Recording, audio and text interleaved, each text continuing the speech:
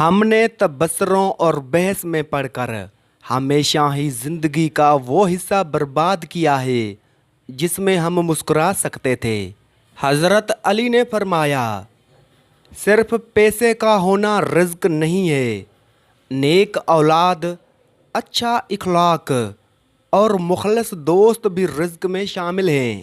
ظرف وسیع کر لو، شکوے شکایتیں کم کر دو، وجہ پوچھنا چھوڑ دو، خواہشیں مختصر کر لو اور اسی طرح زندگی آسان ہو جائے گی۔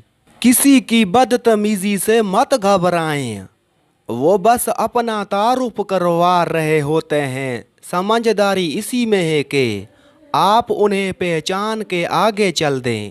انسان محبت سے زیادہ یہ چاہتا ہے کہ اس سے سمجھا جائے۔ توبہ ایسا دروازہ ہے جو موت کی ہچکی تک کھلا رہتا ہے۔ دعا ایسا عمل ہے جو تقدیر کو بھی مات دے سکتا ہے۔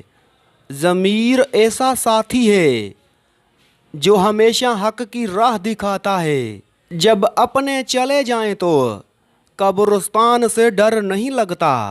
ایمان کیا ہے؟ خدا کی مرضی کو اپنی مرضی بنانا اور لوگوں کے غلام مت بنو۔ جب خدا نے تمہیں آزاد پیدا کیا ہے، 20 سال کی بہن 2 سال کے بھائی کو اپنے ساتھ بازار لے جاتی ہے اور خود کو محفوظ سمجھتی ہے کہ بھائی میرے ساتھ ہے۔ وفاداری بتائی نہیں جاتی، نبھائی جاتی ہے۔ سچائی یہی ہے کہ آج کے بچے اسی کھائی میں ڈوبتے جا رہے ہیں۔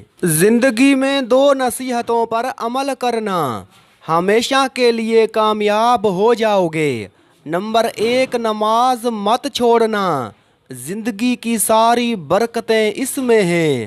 نمبر 2، اپنی نظر کی حفاظت کرنا، گناہ کی بنیاد یہیں سے ہوتی ہے۔